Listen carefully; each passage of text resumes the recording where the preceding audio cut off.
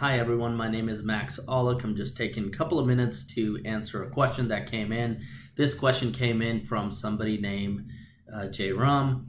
Basically, it's around cost of CMMC. What does it cost to become CMMC compliant? More specifically, J. Ram said, is the $60,000 assuming that you're already at full NIST compliance or to get to level 3 from 0? Now, first of all, where is the $60,000 number coming from? This was part of the Federal Register. There's a link where it describes all of the cost per level. It talks about non-recurring engineering, recurring engineering, average cost of assessment, and total assessment and total annual cost.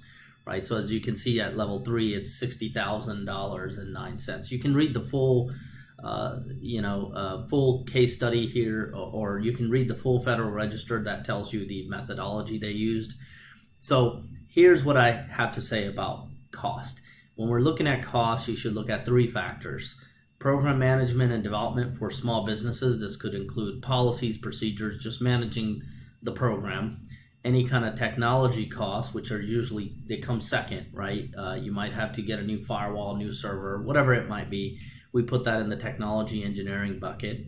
And then you have the audit certification. So whoever's helping you with the technology and the program, they can't grade their own homework, so you need a third-party assessment or a C3 PAO. So those 3 costs can range anywhere from $20,000 to $200,000, right? Depending on all sorts of factors. So if you call up a bunch of vendors, you're going to get numbers all over the place today. That's just what's happening because of a lot of uncertainty.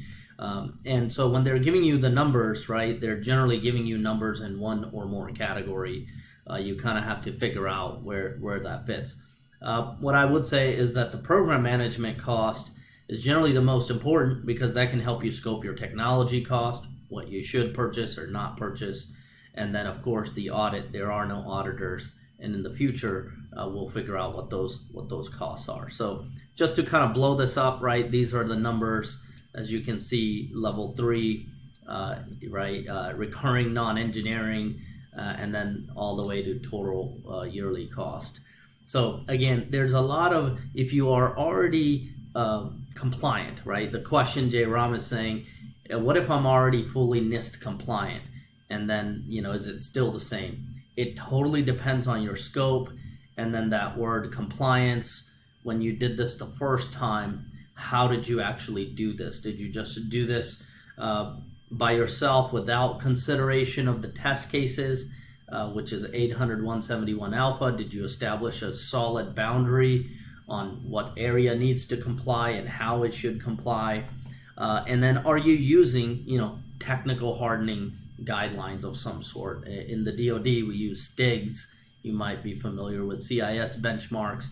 And are you documenting that process properly, right? So if you're doing that and if you have done all of that properly, then the cost should be very marginal, right? You've already spent the time, you followed the law, you did what you're supposed to, and this is of no surprise to you. In fact, it's already part of your budget. You're accounting for it as you run your business.